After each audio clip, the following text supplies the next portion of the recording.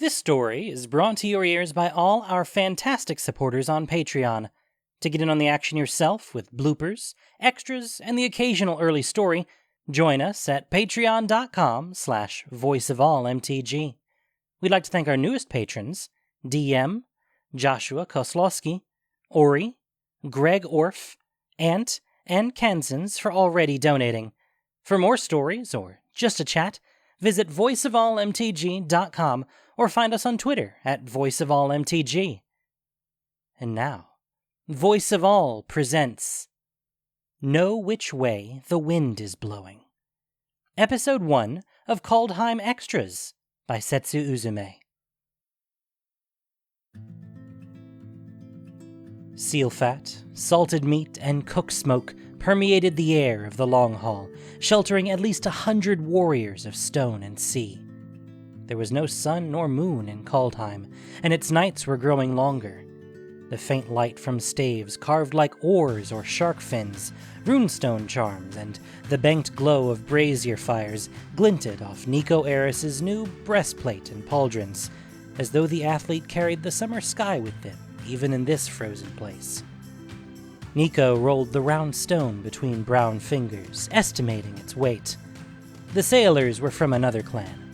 Blue tattoos ran in concentric circles along their faces and arms, rippling like the sea as they cast bets and doubt upon Niko's skill. 7 warriors arranged in a V at the far end of the table, holding out their drinking horns, grinning and grimacing. Only one sailor protected her eyes. To the poised athlete's left, Chell, a brown-skinned Kana mystic, tugged at the snowfox pelts draped over his broad shoulders, the chain of green runestones around his neck casting an eerie glow over the white fur. The silver cuffs in his braided beard clicked as he spoke. 3 hits, then dead center. To those gathered, a bet. To Niko, instructions. Niko slid their boot back along the packed dirt floor and through, their long limbs aligned and precise. The stone bounced off one drinking horn, skipped across an iron plate, hit another drinking horn, and then landed with a plop in the drink of the blue-cloaked sailor at the far end of the table. She pursed her lips and fished the stone out while the others laughed and cheered. Well played, you two. The armor's yours. Niko spread their hands and bowed, wearing their winnings, a mismatched assortment of the peace gifts exchanged between the Kana and Omen seekers to bless their arrival at Jutmaw. The outpost itself, a neutral area between the sea and the forests, had been built, burned, and rebuilt several times, the charred stone foundations standing like broken teeth just above the shore. The only buildings left standing were the Jutmaw Longhouse, smokehouse, and a dilapidated stable that itinerant trappers used for shelter. The others moved off toward the massive hearth, where a fire burned at the far end of the longhouse, and Chell pressed a stone cup of something warm into Niko's hand. I should have made it harder for you. Upside down next time? I'm reciting the saga of Aegil Seventree. Do they know Seventree in the Lost Realms? Never mind, I'll teach you. How's the fit? How does it feel? Better than trekking across frozen tundra for 2 weeks on the back of a giant bear. Better than a pile of musty furs over the thin chiton and sandals Niko had arrived in. Better than being cornered by an agent of fate in one moment, and then stepping through the dizzying kaleidoscope of color and sound to this place, to freedom. Feels great. They smoothed down the front of their armor. A fur-lined gambeson under a leather coat with embedded steel plates joining a wide war belt. Their fine indigo chiton had been repurposed and affixed to the side like a trophy of Theros and the life Niko had left behind. After exhaustive debate and maps sketched in the dirt that neither could reconcile, Chell concluded that Theros was a lost realm of Kaldheim, a branch snapped from the world tree. They drained their cup. How long until we move on? We hold until Fynn, Snakehunter, calls the end of Frith. I'll prod him along before winter starts to bite, don't worry. He gestured toward the corner claimed by the Kana, the bear warriors sitting atop the table and benches as though it were a rocky outcrop. Even at rest, the Kana were as rugged as the land, bristling with weapons and fur-lined armor, loping from their corner to the spitted boar and back like the great white bears they rode. Niko had fallen into their path by accident, swept up into the living avalanche, clothed and fed without question. Chell, as the Kana augur and land reader, had mentored Niko every step of the way, just as he had guided 20 bear riders from their forest on this urgent mission. Frith is guest rights? If we were in our own territory, yes. But abroad, peace or truce. The playfulness from the bedding had hardened into something more serious. Winter itself hounded them. Whenever a Kana left their forest, soft snows followed, then hail and thunder, until spears of ice forced the Kana to return or perish. The old gods cursed that the new gods ignored, and as long as the Kana stayed in their lands, those around them were safe. But some things were worse than curses. Chell leaned his glowing rune staff against the edge of the table. Or hath stonebackers of a droon. The Omen seek a word for a rune priest, and a wary one at that. Z wouldn't have landed their ship if Z thought winter would trap their people or prevent their departure. Fynn might stall though. Wouldn't be the first time he's used our curse as leverage in a conflict. You'd intentionally bring winter down on the uncursed? Chell shook his head. We're here for counsel, not war. Frith demands you share food and a roof with anyone who asks. Maybe we posture a bit, show off the gods, but no worse. You never know if the beggar you snub might be Alrund in disguise. Chell had explained Alrund as the god of wisdom, though Niko had difficulty imagining a humble god.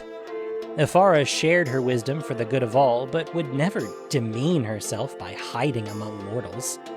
Even in rougher places like Akros, the god Keranos' epiphanies came like flashes of lightning to quicken the mind and produce results. He had no patience for tricks and tests. Your gods just show up? Without ceremony? The dull roar of talk and laughter flared as a woman with long braids took up a seat by the hearth. So they say. Or maybe it's just a story to keep us polite. Niko twitched their metallic blue hair out of their eyes. Which is true? Both. Eat quick, then we'll see to the bears.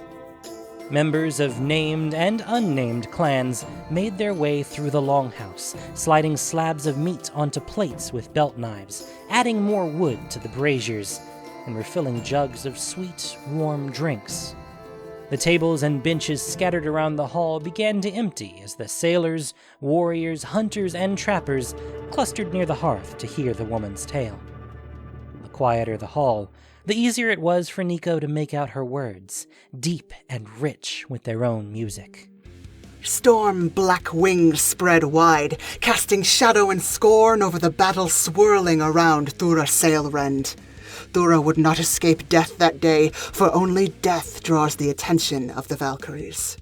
15 people, wearing patchwork furs, thick but fraying robes, and worn armor, sat wrapped in a tight cluster around the Storyteller, her hands spread, braids lustrous in the firelight, and her bright amethyst eyes like twin stars set in the shadow of her silhouette.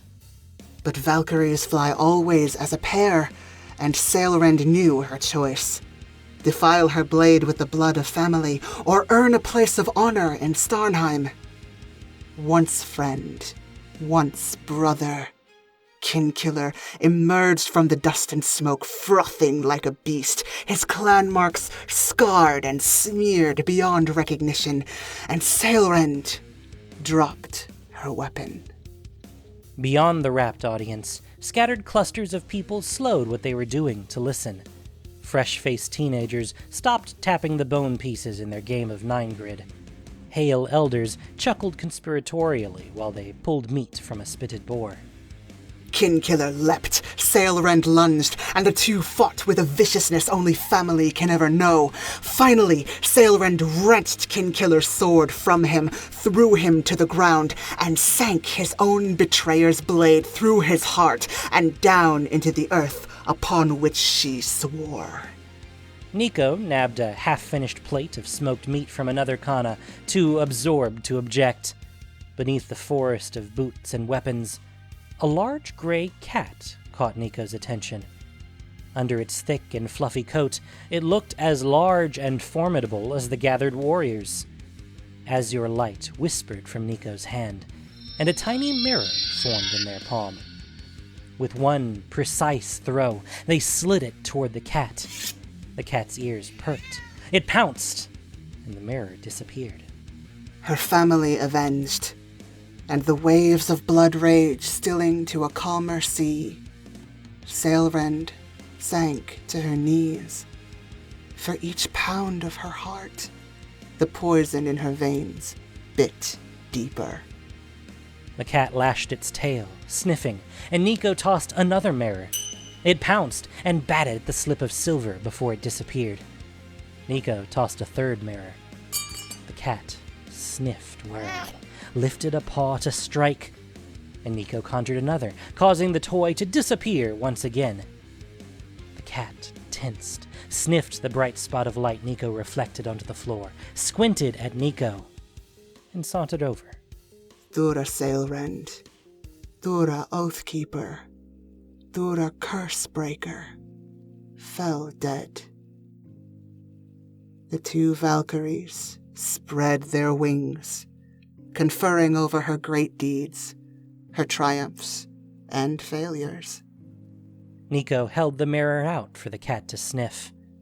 The cat purred, curled its lip back to nuzzle one fang against Niko's finger, but before Niko could give it a scritch, the cat took the mirror in its teeth and ran under a less occupied table to enjoy its prey. Niko called their magic back, and the mirror shattered harmlessly and disappeared.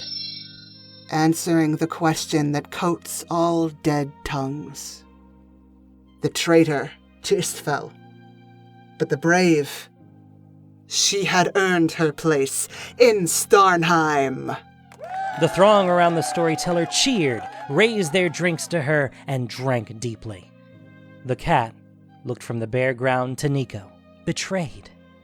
Niko chuckled, smoothed a finger over the square of stubble on their chin, and looked up. The storyteller was watching them. The storyteller took a small bowl from the fire and asked someone to collect fresh snow.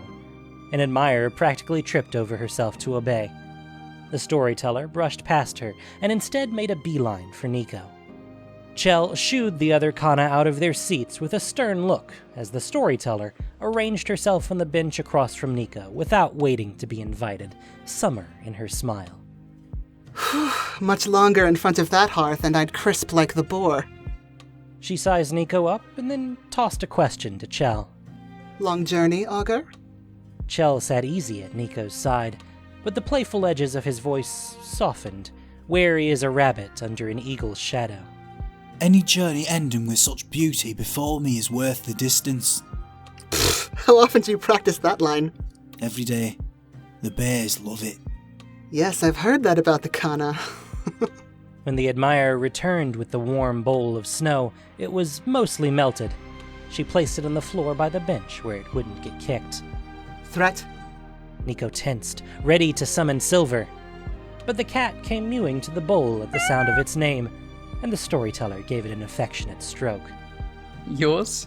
Jutmo's, or maybe the boat's. It was sweet of you to play the mouse for her. I meet many strangers from many places, but never one so uninterested in my stories. Niko couldn't tell if the storyteller meant the cat or them. Like muscle memory, Niko slipped into the mean reserve for court and other public functions.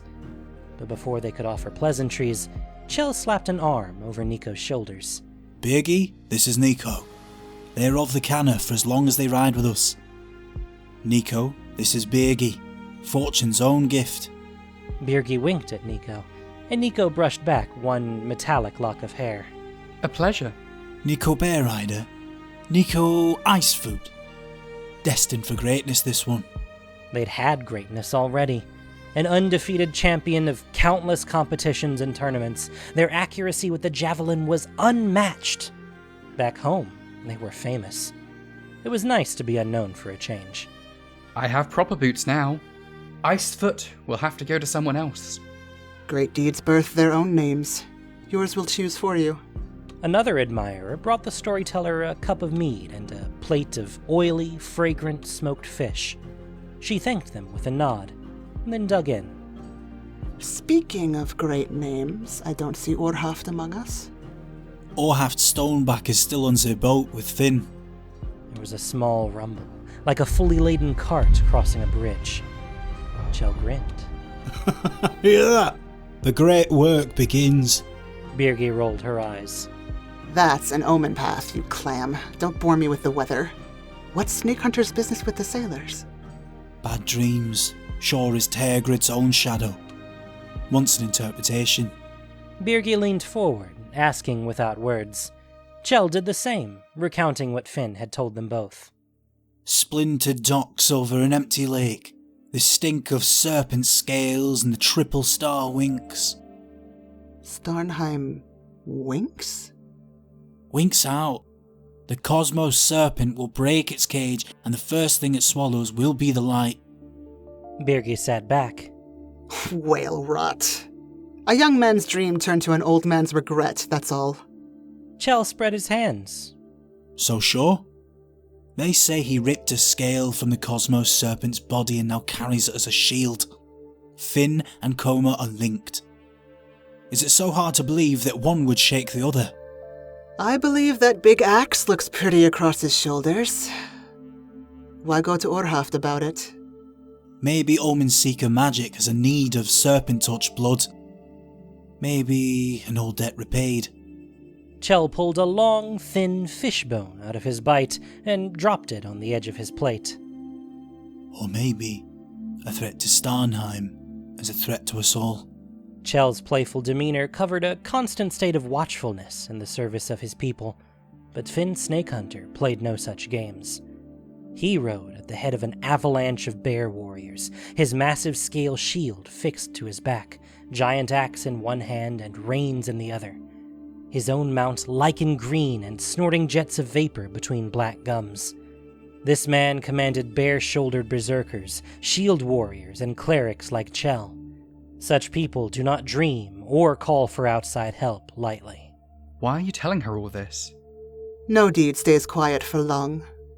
And while you carry no knife, staff, or rune, I don't think you're half as boring as you pretend to be. She swallowed a bite of fish, and then grabbed a drinking horn in each hand. Come, little mouse, let's water the bears. The two of them followed Birgi out of the hall and into the frozen twilight. Birgi's boots crunched over slush, grinding dead grass into the mud. Did you know Orhaft Stoneback earns her name by getting stabbed and not realizing it for hours? Clusters of Omen Seeker sailors and Kana warriors talked quietly in little groups, standing straighter as she passed. In the distance, the bears woofed. Stabbed in the back without puncturing the organs? I doubt it. A few Omen Seekers sat on petrified stumps just outside the long hall, ruddy-cheeked and arms bare.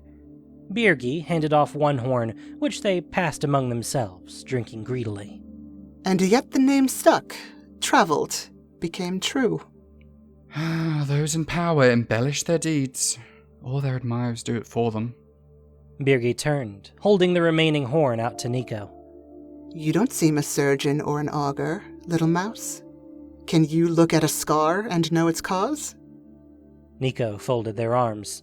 Chell took the horn instead and sipped perfunctorily, a polite and unwilling participant in a ritual whose purpose Nico couldn't guess. You can't get stabbed in the back and not know. Not even by accident? A group of Kana burst through the doors in a wave of raucous laughter, and then moved off downwind to yellow the snow. Nico shook their head. It's total nonsense. Stoneback tells a truer tale than Snakehunter. Nico looked back. The Omen Seeker who had spoken leaned against the Longhouse, sweet-faced and thick-shouldered. She met Niko's gaze, and then spat into the snow. Chell sucked his teeth, taking his time to drain the rest of the horn, sediment and all. Birgi winked down at Niko. Ready for the truth, little mouse? What was that? I couldn't understand you through all the fish piss you've been gargling. Glancing to the group of Kana behind them, the Omen Seekers rose, advancing on Chell with their thumbs looped in belts or harness straps where their weapons were stowed. Niko's fingers tingled in their new gloves. Not an overt threat. Yet. My brother crewed Stoneback's ship when the attack happened. He saw the wound. A shorter fellow, with eyes like honed steel, flicked his gaze toward Birgi, then puffed up and tossed his black hair. Sweetface backed him up. Can Fynn prove what he's claimed? Your brother didn't see rot. Stabbed in the back in their own bedroom, was it? Show me the map-faced boat that has a whole house on it. More warriors trickled out of the Longhouse and crowded closer, mouths still greasy from the meal. They were all drunk, brought together under bad omens and their leaders way out of earshot.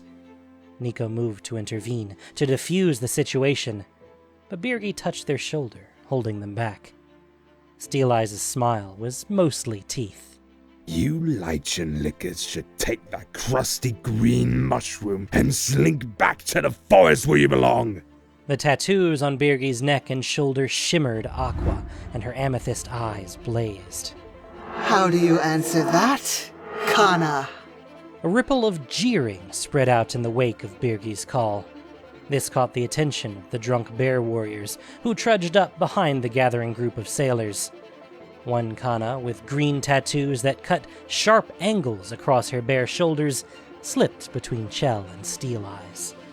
The two squared up, but the Omen Seeker refused to back down. Should I say it again? The only Serpent Snakehunters ever fought is his own. With a crunch and a spray of blood, the insult died between a Kana forehead and an Omen Seeker face. Chell pushed Niko behind him, not for protection, but to clear a path into the fray. Everyone was in it now, knees to guts, elbows to throats, punching and bashing, wild laughter and shouts of pain. A Kana elbow shot back, cracking another Kana's teeth before a sailor rushed them, hauled them into the air, and slammed them onto their back. Something flashed in Niko's periphery from the other side of the chaos, and they jerked sideways, dodging a projectile that landed with a sharp thunk. Whalebone, an Omen Seeker dagger, buried in the wall where Niko's head had been. Above it all, where the snow was still untouched, Birgi leaned against the charred bones of a stone wall, tattoos shimmering, smiling down at Niko. Niko froze, shocked. The Bretagarder had dozens of rules and stories about helping strangers and had formally called Frith. Birgi had made this happen, passed a horn to each side, pressed Niko to doubt Orhoff's deeds in earshot of the sailors. But why? Chell's shout snapped Niko out of it. Across the field he whirled, danced, his staff flashing as he staved off two Omen Seekers, and a third advanced toward him. Niko slid through the slush under blows, pirouetting around axes and daggers. One Kana jumped between Niko and a blow, bent double, and Niko leapt, rolled across his back, and hit the ground running on the other side. Niko's palm opened, and fragments of silver coalesced into shards of mirror glass, trailing a faint blue glow as they spun around Niko like an aura. Niko grabbed a shard in each hand, stretching each into a dagger, and threw with unerring accuracy, one after the other. One after the other, Chell's assailants were hit in the chest. The mirror trap absorbed its target entirely, leaving a mirrored illusion of their form to shatter into 1,000 pieces of glass. To the onlooker, each weapon had decimated its victim, but Niko knew they were safely and painlessly held within the daggers as they struck, each of these spinning harmlessly off into snowbanks at either side. The last attacker missed this spectacle, slashing at Chell from outside his periphery. Niko reached for another shard, when they heard fabric tear and the snick of slicing meat as the last attacker swiped at Chell's arm. The augur jerked back, his balance stolen by the mud and slush. In that moment of hesitation, the Omen Seeker grabbed him by the hair and slammed his face into her knee. No dagger this time. A third mirror trap would sap Niko's energy, forcing them to release the first two from their traps far sooner than was safe.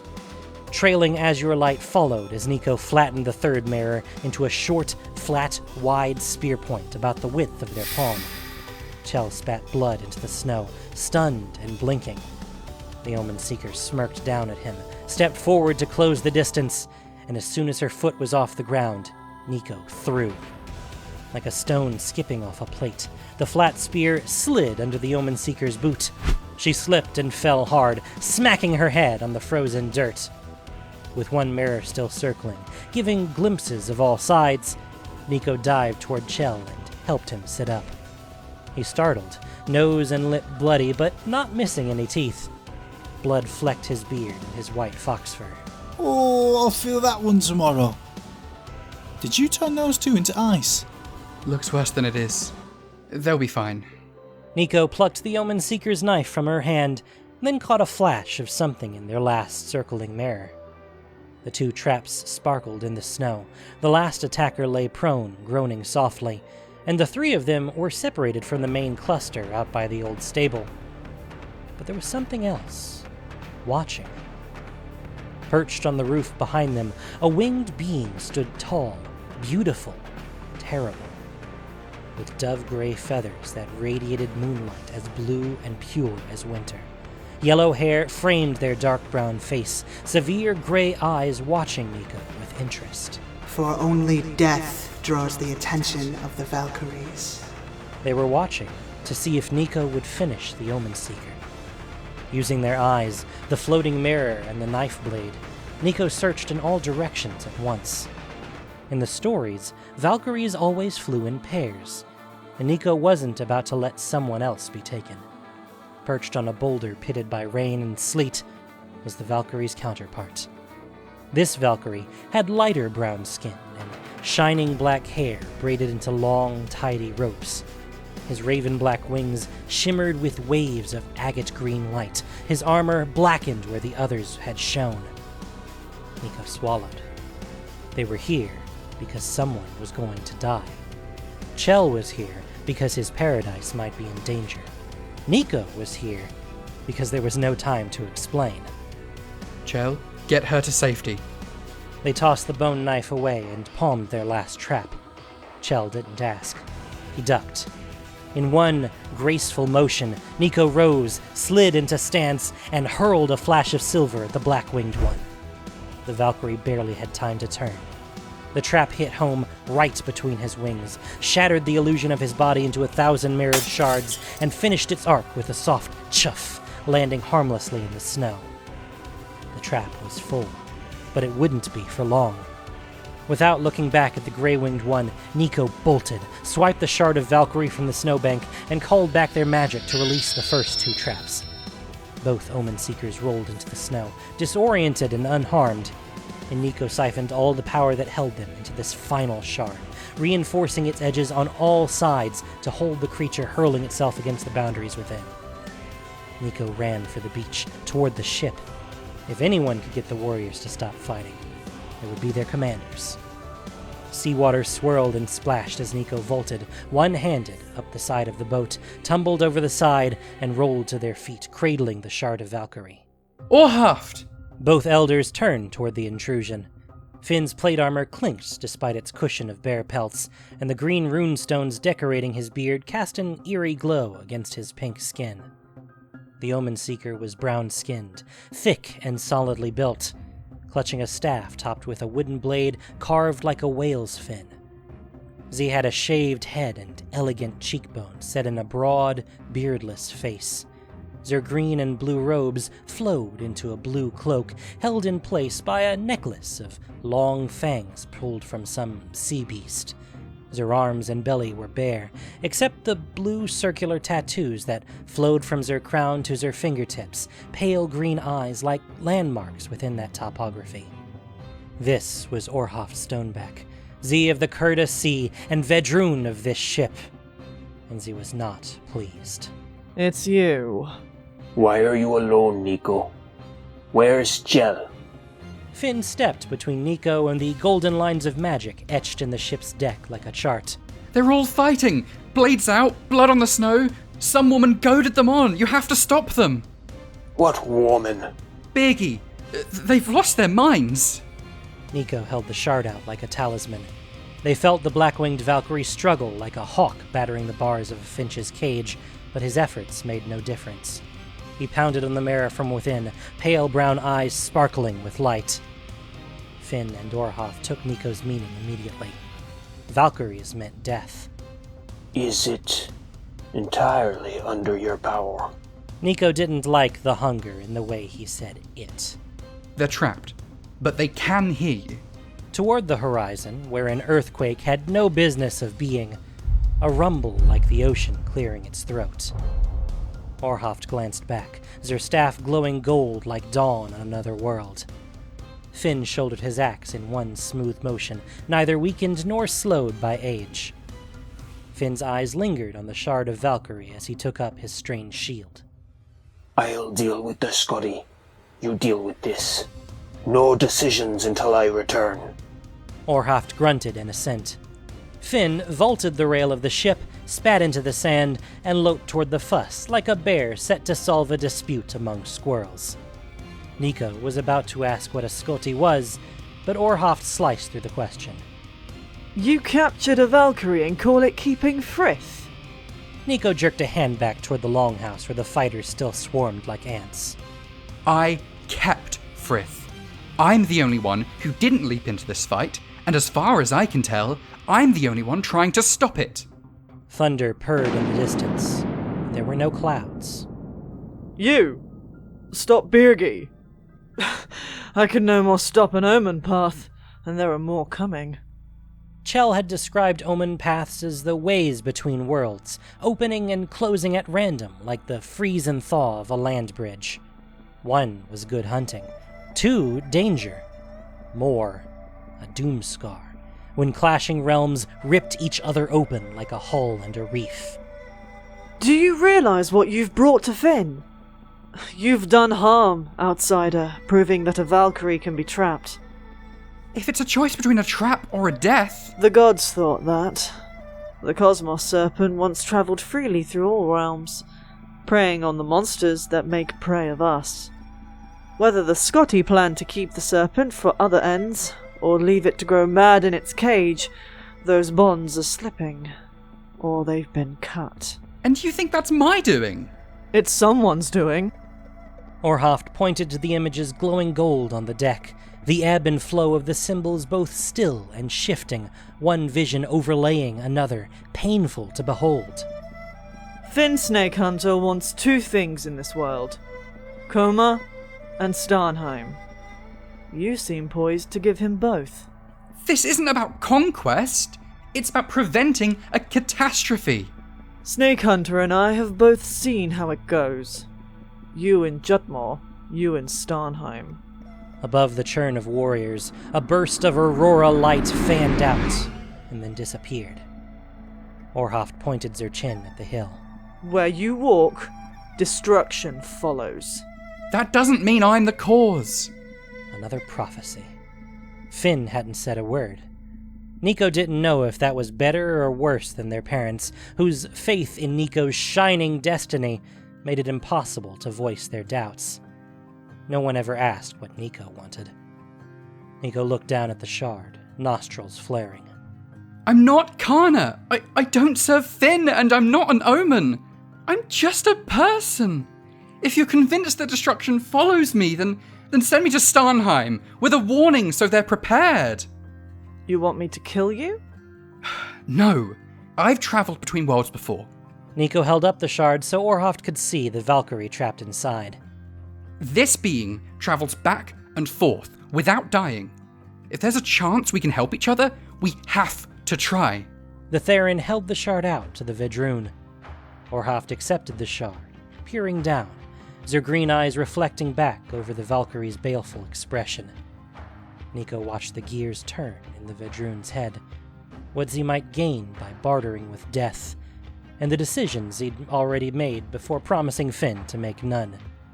Orhoff glanced back up at Niko. What makes you so sure you can achieve this aim? A lifetime of training. An unwavering devotion not to the javelin, but to the prophecy set upon them as a baby.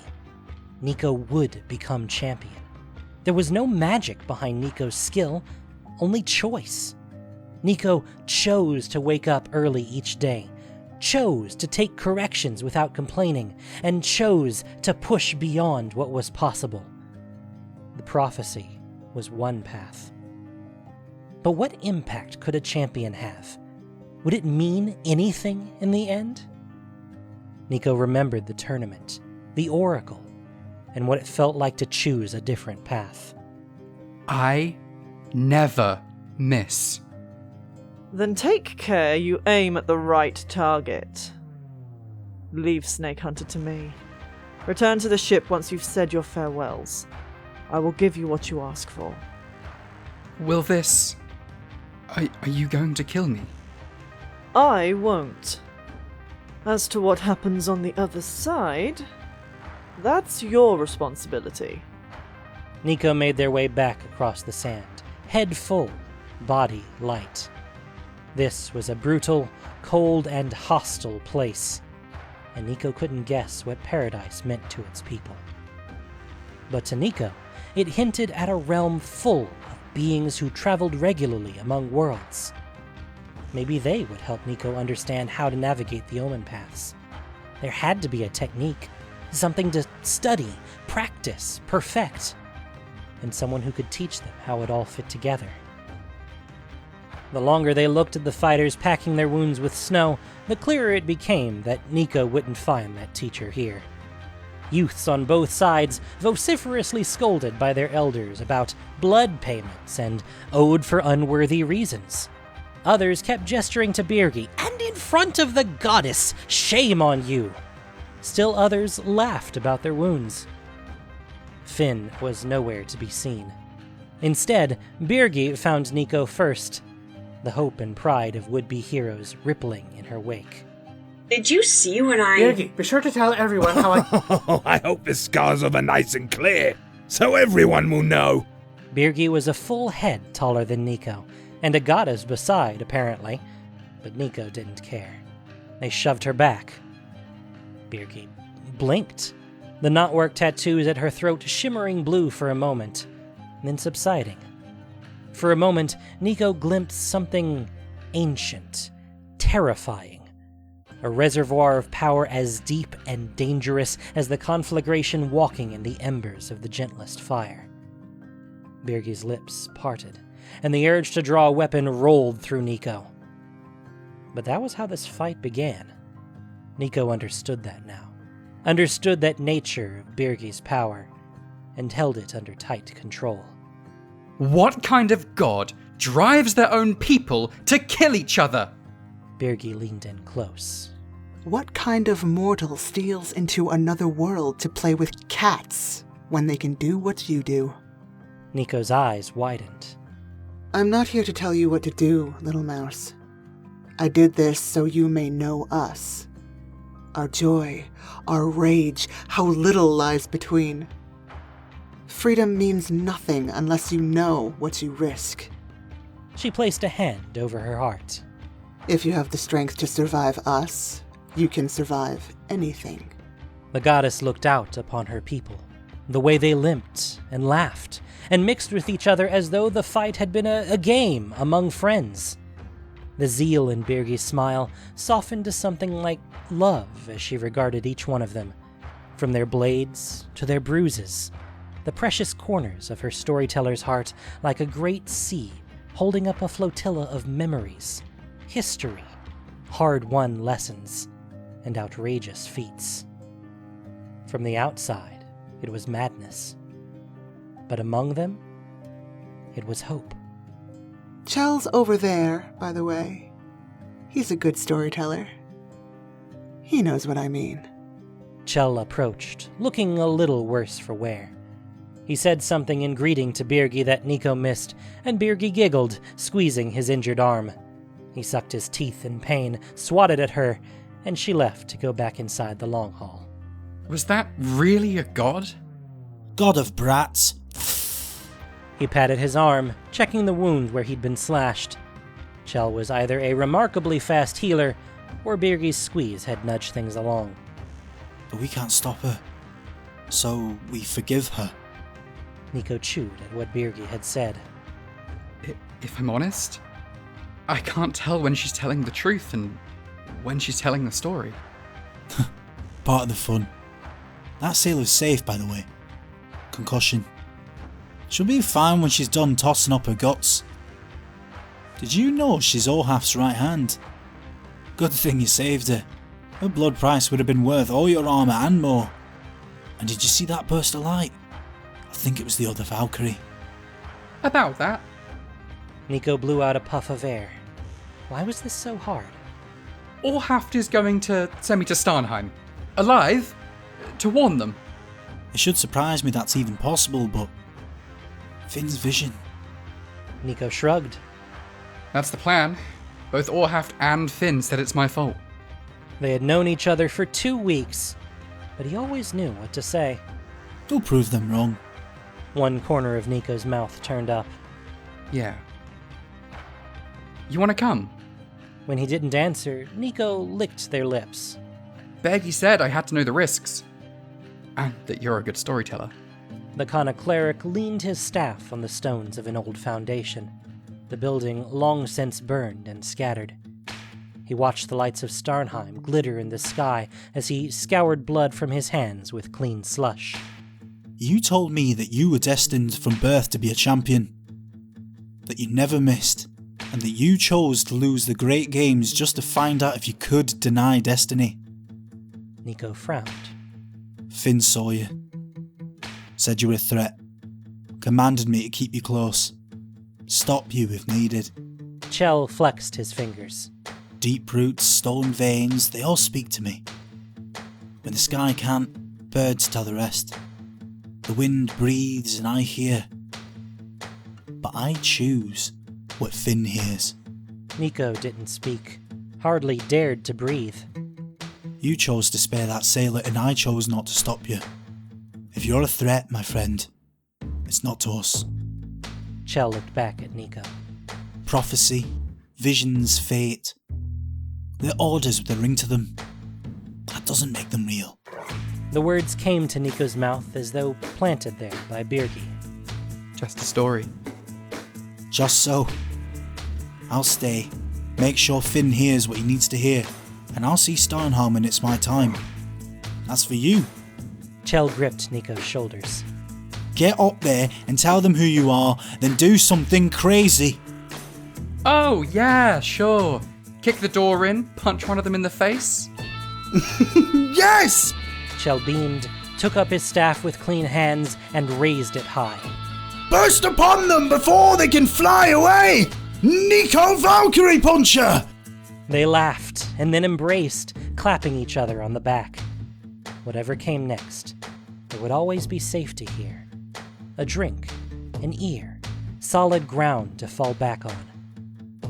Unable to find the cat for a final goodbye, Niko left Chell on the beach and boarded the Omen Seeker ship.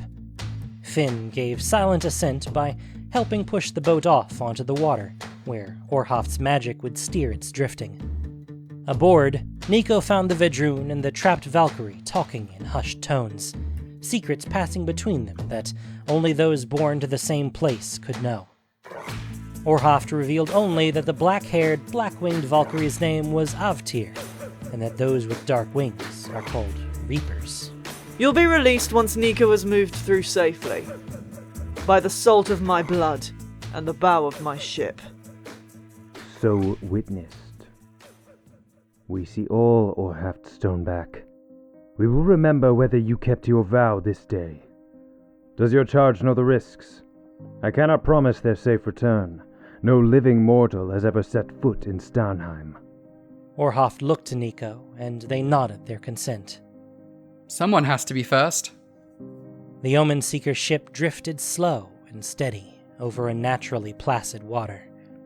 Orhaft raised her staff, blue tattoos alight with magic, guiding their course toward the rumbling, buzzing edges of an omen path about to be born. Something shivered at the edge of Niko's awareness. and then slipped out of their control. The Valkyrie's body was still imprisoned, but his magic, slow and steady as the press of ages, slid like 1,000 tiny needles through Niko's hold on him. Niko's heart shot into their throat, this new weakness laid bare. But the Vedrun's oath held where the mirror had failed. The Valkyrie's magic pierced Orhoff's power, guiding, directing, suffusing the energies. The Omen path rippled and changed, blue water overlaid with black. Through a haze of magic, skiffs bobbed on black water, the far horizon at slightly the wrong angle. One skiff, like a curious duck, drifted closer to the threshold between worlds. Niko bounced on the balls of their feet, flexed their fingers, and vaulted the rail. They landed on the far skiff with a splash of water that smelled rich with silt. Their stomach lurched, adjusting to the new angle of down. Turning, Niko raised a hand, a thank you and farewell to the Omen Seeker Vedrun, to Bretagard, to Chell. The Omen path closed behind them, deep twilight replaced by a bright, pre-dawn sky over mirror-black water. The skiff bumped against a vast network of docks that disappeared into the kind of light that sings of home. Niko climbed out of the boat, straightened their armor, brushed a lock of silver-violet hair out of their eyes, and set out to prove destiny wrong. Again.